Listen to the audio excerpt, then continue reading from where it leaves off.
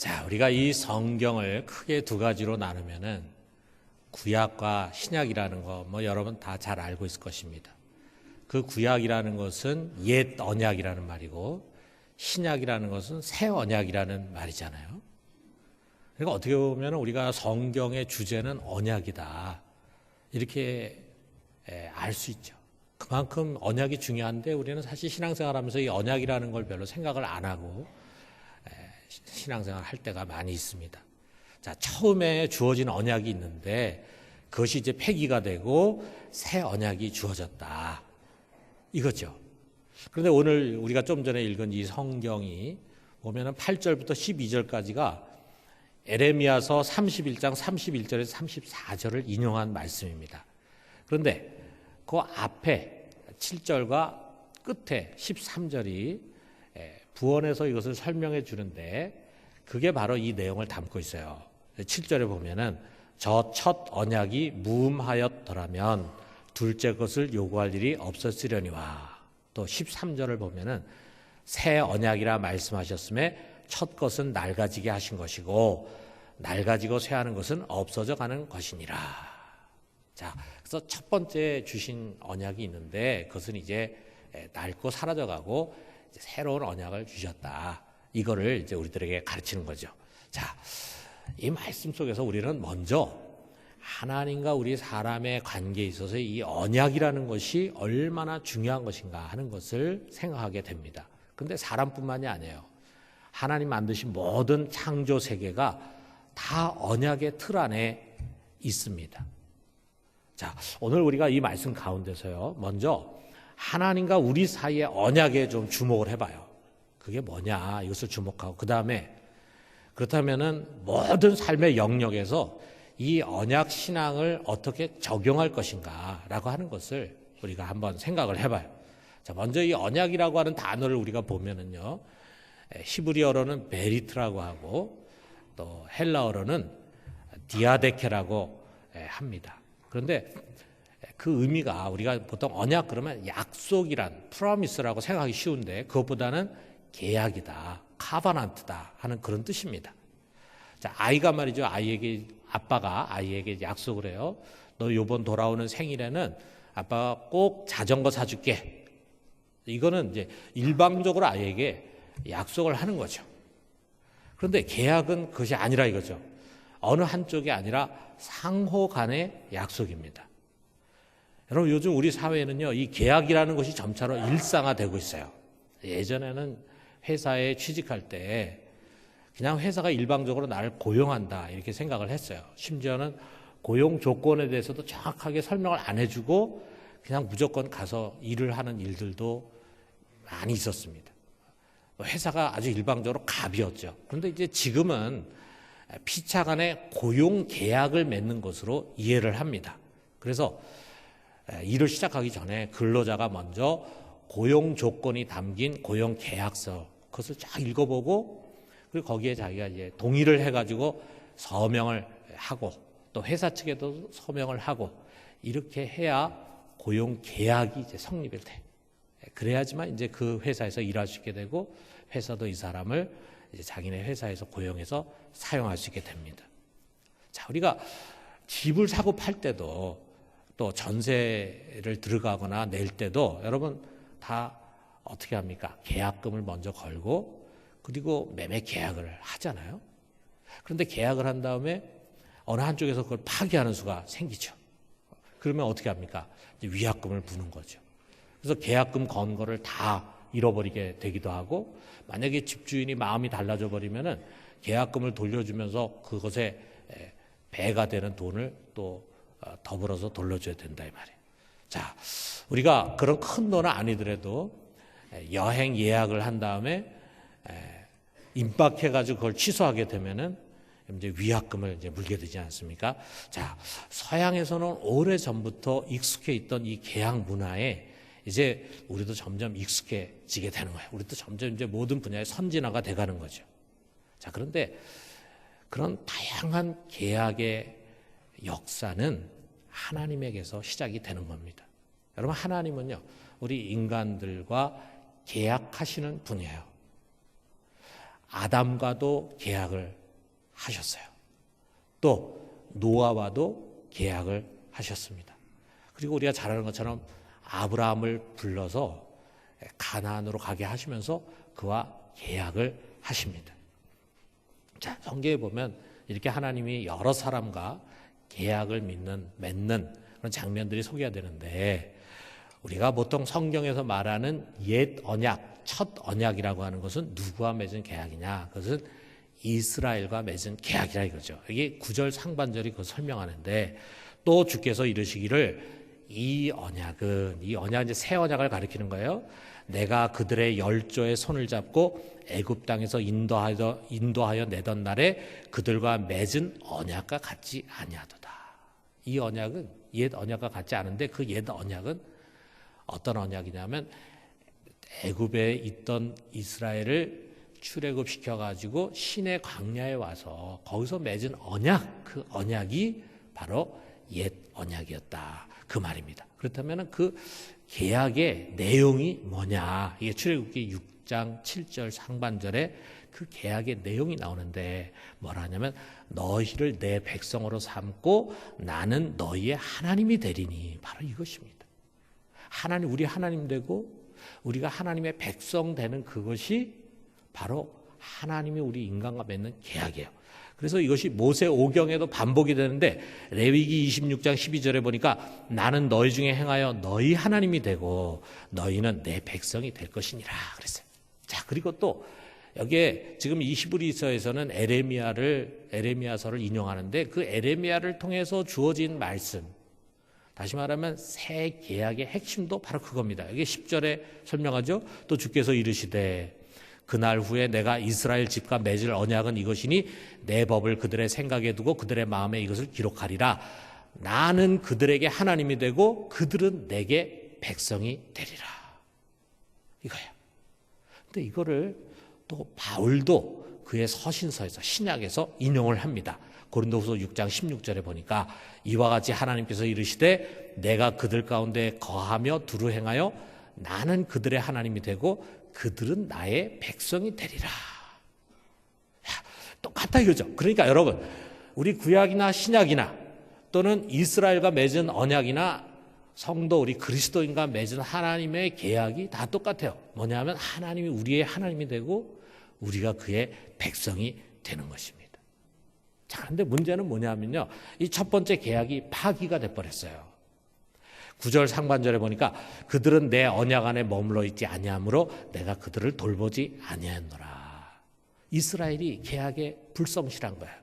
그것이 시편 78편 37절에도 소개되는데, 이는 하나님께 향하는 그들의 마음이 정함이 없으며 그의 언약에 성실하지 아니하였음이로다. 이스라엘이 언약에 성실하지 않아. 다시 말하면은 이스라엘이 계약 위반을 한 거예요. 하나님과 같이 계약을 맺었는데, 그런데 하나님은 그 계약에 성실하신데 이스라엘이 성실하지 않아. 그래서 그만 그 계약이 파기가 되고 말았어요. 자, 어떻게 이스라엘이 계약을 위반했는가? 이스라엘이 하나님의 백성이 되기 위해서 하나님이 시내산에서 그들에게 주신 십계명을 비롯한 율법인데, 그 율법을 잘 준수해야 했습니다. 이것이 계약의 조건이에요. 하나님이 그들의 하나님이 되고 그들이 하나님의 백성이 되기 위해서는 이 조건을 만족시켜야 되는데, 하나님이 주신 율법을 그들이 지켜야 돼요.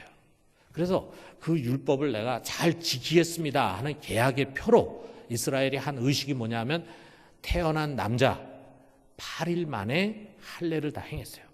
그 할례를 행한 의식의 의미가 뭐냐면, 이제 나는 율법을 철저히 지키면서 이 계약 공동체, 이 언약 공동체 안에 거하겠습니다 라고 하는 의식이었어요. 자, 그럼에도 불구하고 이스라엘은 이 율법을 지키지 못했습니다. 왜 지키지 못했습니까? 지킬 능력이 없는 거예요. 능력이.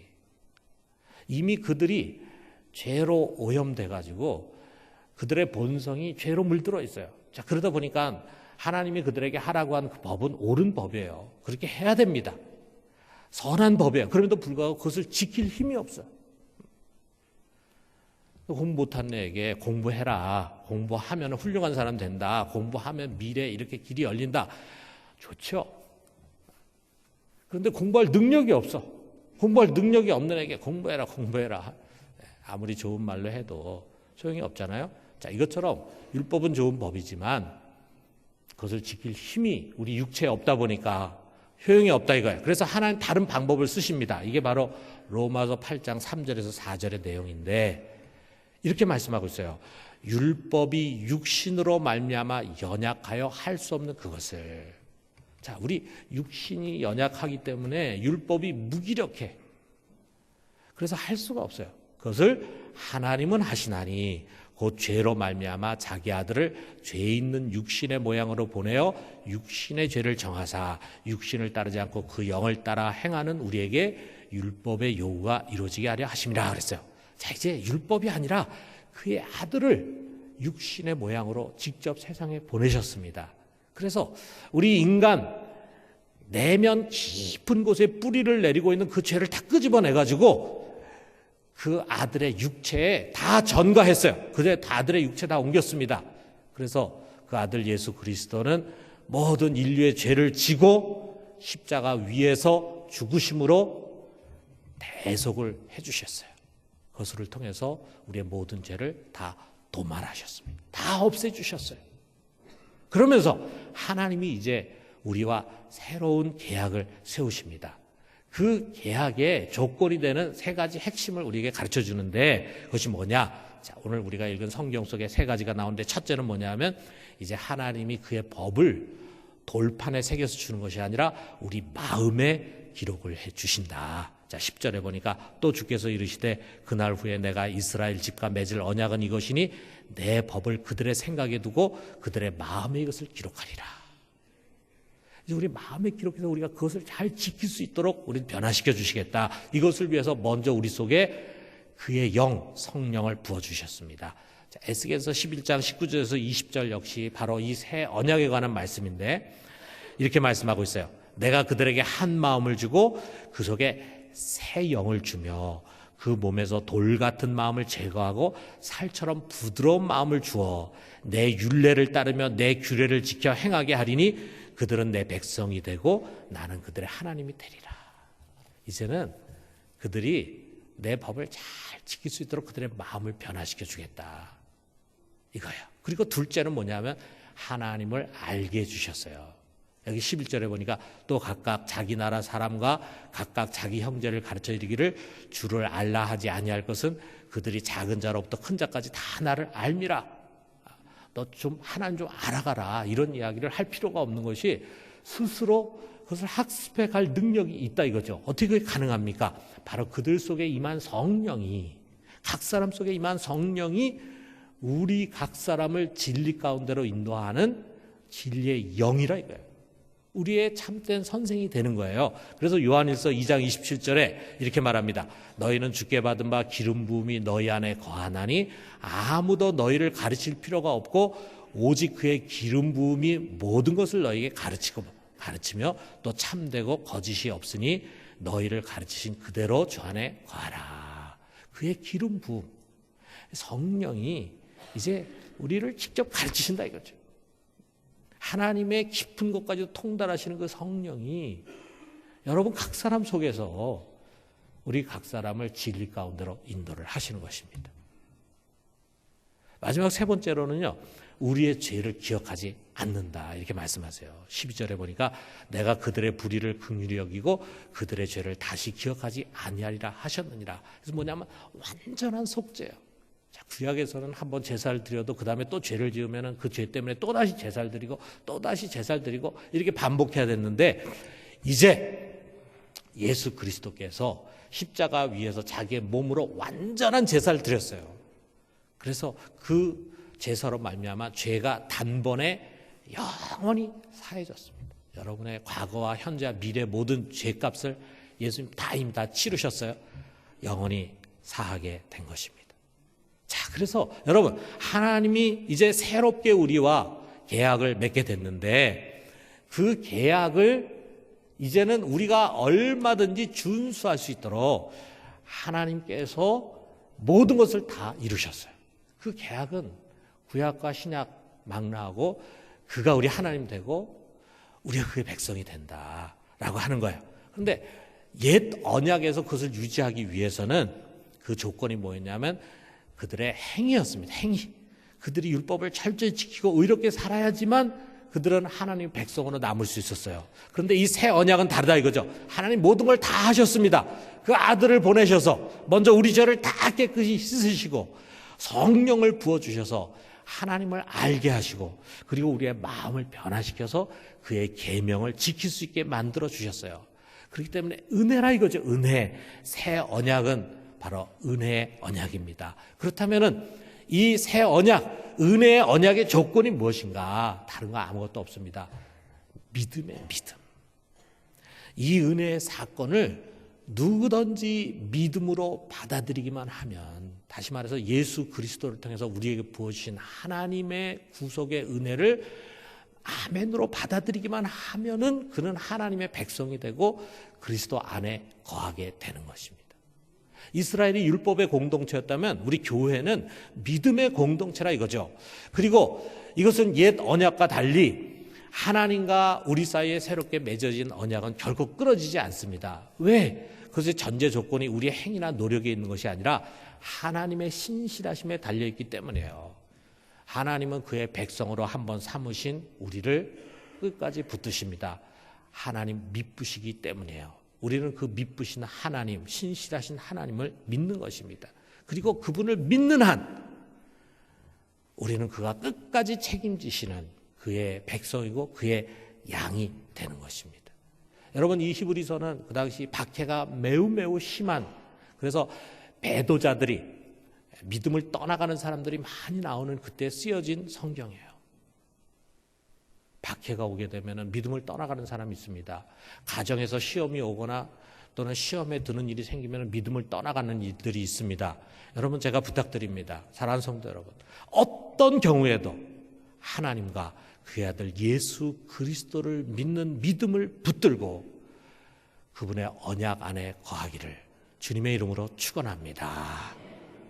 자, 이것이 하나님과 우리 사이에 맺어진 계약이에요. 옛 언약과 새 언약입니다. 계약신앙입니다. 이 계약신앙은 이제 그 다음 단계로 모든 삶의 영역에서 적용이 되는 거예요. 여러분, 이 히브리서에서 에레미야 31장의 내용을 인용하고 있는데 그 중에 빠진 것이 있어요. 이게 31절부터 34절을 인용하는데 32절에 이 내용이 인용할 때 빠졌어요. 거기에 뭐라고 되어 있냐면 내가 그들의 남편이 되었어도 그들이 내 언약을 깨뜨렸습니다. 하나님은 그 언약을 마치 결혼 서약처럼 여기시는 거예요. 마치 하나님이 우리에게 장가 들어가지고 우리를 신부로 생각해. 그런데 결혼하는 데는 서약이 있어야 되잖아요. 그래서 그렇게 서약을 했는데 이스라엘이 그 서약을 배반했다 이거죠. 자, 여러분, 우리 하나님께서 이 세상 우리 인간을 창조하시고 최초로 세운 공동체가 뭐냐면 가정 공동체입니다. 그런데 그 가정 공동체가 시작되기 위해서는 결혼식이 있잖아요. 그런데 그 결혼식이 지금도 이제 계속 있지만, 여러분, 결혼식을 우리가 가만히 생각해 보면은 결혼식의 형식은 굉장히 달라요. 그런데 어떤 결혼식이든지 꼭 하는 게 있습니다. 그게 뭐죠, 여러분? 서약을 꼭 합니다. 서약. 여러분 결혼하면서 다 서약하셨을 거야. 가정이라는 것, 이 가정이라는 것은 죽을 때까지 서로에게 충실하겠다고 하는 남편과 아내의 계약 위에 세워지는 거예요. 그 계약이 깨지면은 이혼하는 거죠. 우리 죽을 때까지 결혼식에서 한 그 계약을 충실하게 지켜야 합니다. 여러분, 하나님이 허락하신 국가도 마찬가지예요. 주권을 가진 국민이 권력자를 선출해 가지고 이제 그에게 우리를 다스리십시오 하는 통치권을 위임을 합니다. 그것은 국민과 주권자 간의 상호 간의 암묵적인 계약에 근거하는 것이라 이거예요. 무엇보다도 우리 그리스도의 몸된 교회는 이 계약 신앙에 근거한 공동체예요. 교회는 다른 것이 아닙니다. 예수를 믿음으로 하나님의 백성이 된 자들의 공동체예요. 그 지체 각 사람이 하나님과 계약 관계에 있습니다. 동시에 우리 모두는 이 공동체와 계약 관계에 있기도 한 것입니다. 여러분, 과거에 예수님보다 조금 더 이른 시대에 이스라엘에 이 쿰란파라는 게 있었어요. 여러분, 이제 성지 순례 이렇게 여행을 가면은 사해 근처에 그 쿰란 공동체가 있었던 그들의 박물관이나 이런 것들을 이제 보게 됩니다. 그런데 이 사해 근처의 광야에서 공동생활을 했는데, 이 쿰란 공동체에 아무나 회원이 될 수 있는 게 아니에요. 거기에 회원이 되려면은 굉장히 절차가 까다롭습니다. 먼저 일정 기간 동안 공동체 생활하는데, 그 공동체 생활이 참 어려운 생활이었어요. 그들이 아주 노동을 많이 했습니다. 그리고 아주 엄격한 규율을 가지고 생활했어요. 이런 일정한 공동체 생활 기간이 지나간 다음에 이제 자격이 인정이 될 때 그들이 입교를 하게 돼요. 입교 의식을 갖습니다. 그들은 이것을 다마스커스 땅으로 들어가는 새 계약이다. 이 다마스커스 땅이라는 것은 쿰란 공동체를 의미하는 말인데, 이제 다마스커스 땅으로 들어가는 새 계약이다 표현했어요. 자, 입교를 하면서 그들은 제일 먼저 자기 사유재산을 다 포기했습니다. 그러면서 이제 공동체 규율을 철저히 따를 것을 서약합니다. 그러면서 받는 의식이 바로 세례였어요. 세례. 구약에는 세례라는 의식이 없는데 우리가 이 중간기에 이 세례라고 하는 의식이 생겨납니다. 그래서 이 쿰란 공동체나 또는 SNF에서 이뤘던 세례를 세례 요한이 베풀게 되고, 그것이 이제 우리 또 기독교로 자연스럽게 넘어오게 되는 거죠. 자, 이것을 통해서 이제 그 사람은 이 쿰란 공동체의 멤버가 되는 것입니다. 여러분, 오늘날 이 교회는요, 이 언약 공동체라고 하는 의미를 너무 간과하고 있어요. 누군가 교회 지체가 된다는 게 단순한 일입니까? 아니잖아요. 이 언약 공동체 안에 들어오는 건데. 그런데 어쩌면 우리나라에서 교회 회원이 되는 것이 세상에 무슨 클럽에 가입하거나 취미 단체에 들어가면 더 쉬워요. 그러다 보니까 교회 정체성이 훼손이 돼요. 그리고 공동체성이 약화돼요. 심지어는 아주 이단이 손쉽게 교회 안에 침투해가지고 교회에 어려움을 줄 수가 있습니다. 독일에서 제가 겪었던 경험을 제가 이제 다시 이야기하고 싶어요. 옛날에도 말했지만 이제 이걸 다시 한번 이야기할 시점이라고 생각합니다. 제가 이제 독일에 가가지고 한 8년 7개월 정도 목회하면서 그리고 이제 공부를 했는데, 뒷부분으로 가니까 논문에 좀 더 집중을 이제 하게 돼요. 그러다 보니까 목양을 제대로 하기가 힘들어. 그래서 제가 너무 교인들에게 미안해가지고 제가 이제 사임을 했습니다. 그러고 난 다음에 이제 우리 교회, 우리 가족들은 이제 교회가 없어졌잖아요.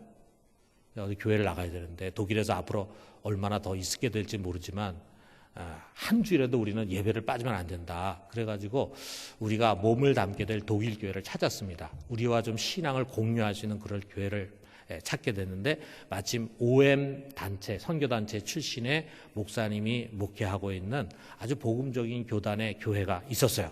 그래서 거기 갔는데 매주일 우리가 가서 보니까 한 50명 정도 되는 사람들이 예배를 드리고 있는 아주 작은 교회였습니다. 근데 우리가 거기 가가지고 한 3번 정도 예배를 드리니까 은혜스럽고 참 좋아요.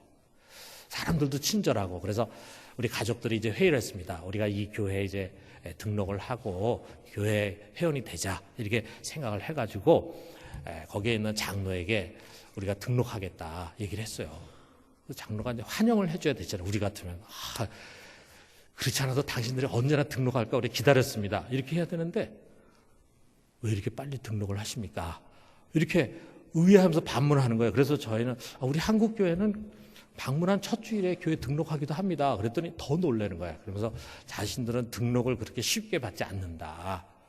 그러면서 먼저 우리가 대화를 하기 위해서 집을 한번 방문했으면 좋겠다 그러는 거예요. 그래서 방문 약속을 잡았습니다. 그래서 목사님하고 장로님이 이제 우리에게 신방을 왔어요.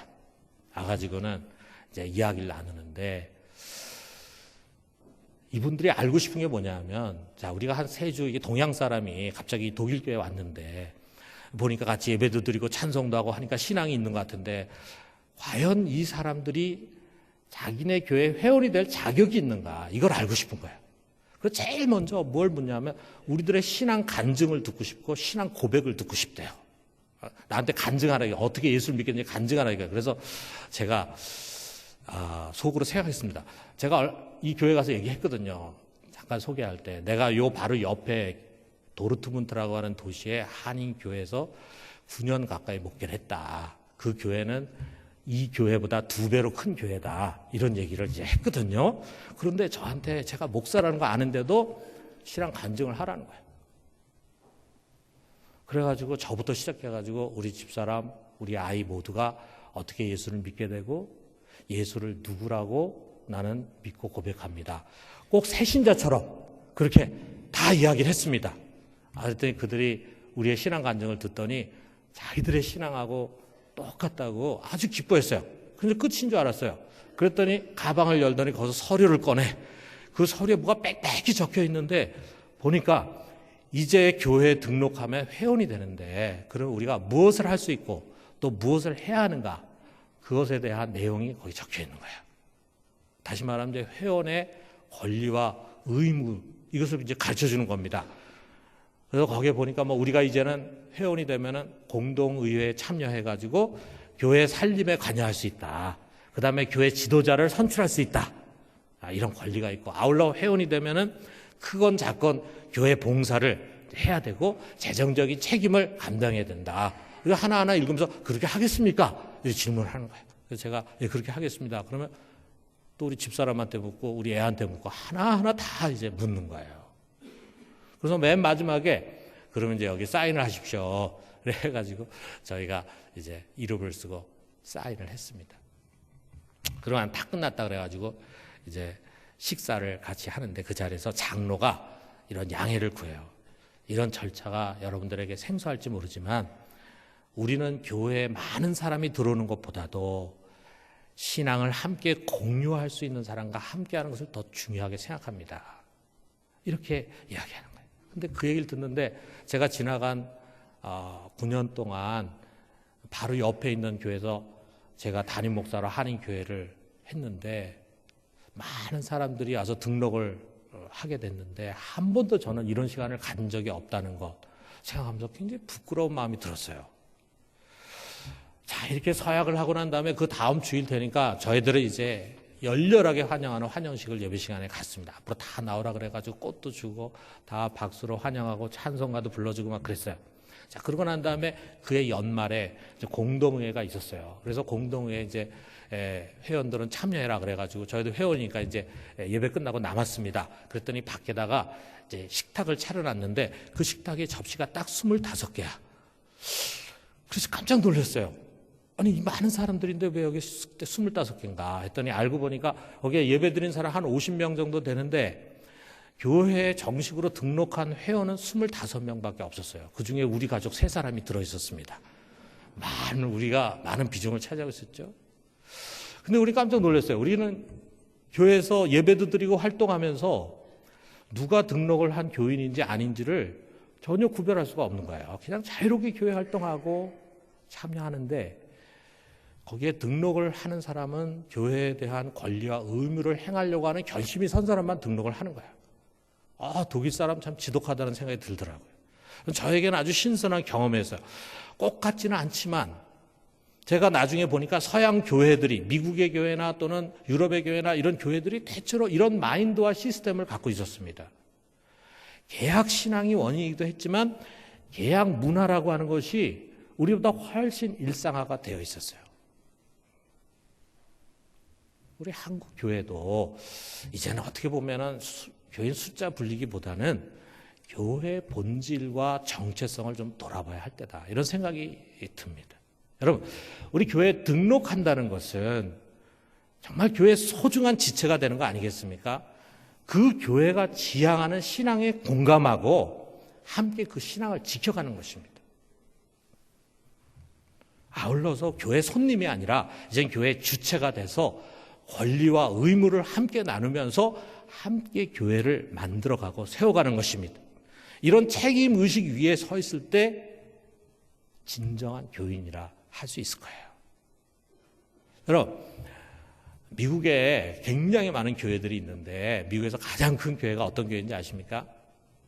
물론 미국에도 수만 명 모이는 교회 있고 10,000명이 넘는 그야말로 멤버드 처치가 많이 있습니다. 그런데 미국에서 제일 큰 교회는 그런 교회가 아니고 미국의 워싱턴에 있는 세이비어 교회라는 교회예요. 이 교회 교인 수는 150명입니다. 작은 교회잖아요. 그런데 이 교회에 붙은 별명이 뭐냐면 거대한 미국을 움직이는 가장 영향력 있는 교회예요. 세이비어 교회가. 이 교회는 150명에 불과하지만 그 150명 모두가 예외 없이 신실한 사역자들이에요. 예배만 참석하는 사람들 아닙니다. 그들 한 사람 한 사람이 마치 그 사역의 리더 같아. 얼마나 많은 사역들을 감당하는지 모릅니다. 그래서 미국의 가장 영향력 있는 교회, 많은 인물들을 배출하는 교회가 세이비어 교회라니까요.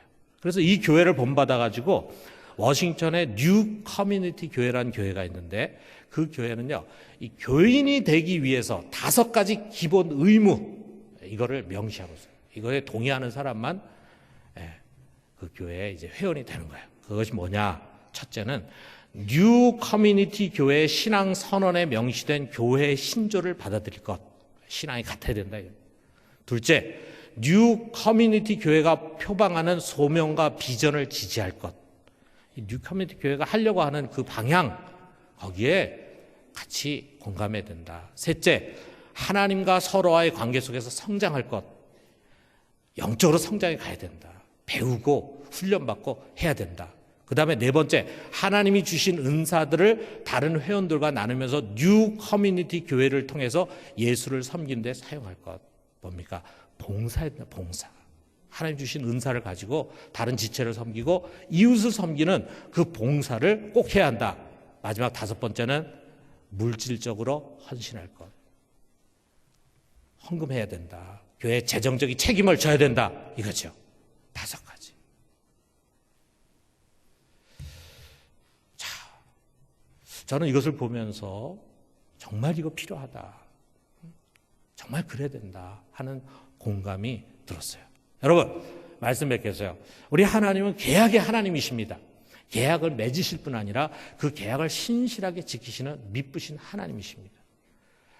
그것을 지키기 위해서는 우리 하나님은 결국 자기의 아들까지도 희생을 하셨어요. 이 은혜의 계약으로 인해서 우리는 오직 믿음으로 값없이 그의 백성이 됐습니다. 여러분, 이 신실하신 하나님 본받아서 우리도 하나님께 신실하고 충실한 자가 됩시다. 그리고 우리가 몸담고 있는 어느 공동체에서나 책임의식을 가지고 주어진 계약을 충실하게 지켜갑시다. 여러분, 부부간에 여러분이 결혼식에서 한 서약을 여러분 하나님 앞에서 한 것입니다. 그것을 정말 죽을 때까지 충실하게 지켜야 합니다.